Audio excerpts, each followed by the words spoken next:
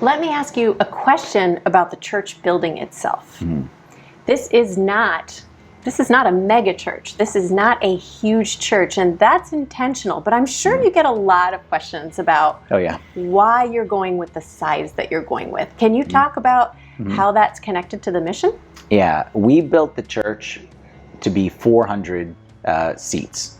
And people are like, why 400 seats? And we should make it bigger, and we could be the biggest church. And that's not the goal. The goal is not to be the biggest church. The goal is not to have the biggest building. I don't believe in that model. The model doesn't, I don't think it's the right, I shouldn't say it this way. I don't think it's the most effective model with our Orthodox mindset of how the church operates. Okay, because our view of the church is you call me father.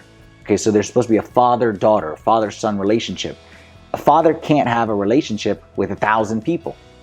The math just doesn't work out. So in order to maintain that father-son, that brother-sister relationship, okay, where people should be confessing, you can't have, if you had 1,000 people in the church, I don't know how a priest could take 1,000 people's confessions, And of course you can keep on adding priests, but I think a more effective model is not huge churches as much as more churches.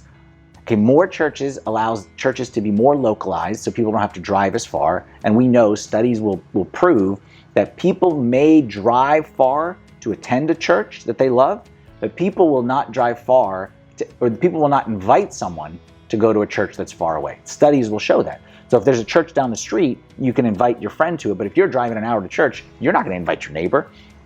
And people are just simply more invested in a local church. But also it gives churches a chance to have a different flavor. Not every church needs to look the same. Like every one of us is a little bit different.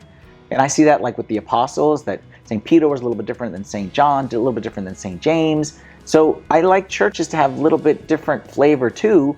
So it kind of accommodate, the different styles that we all come with.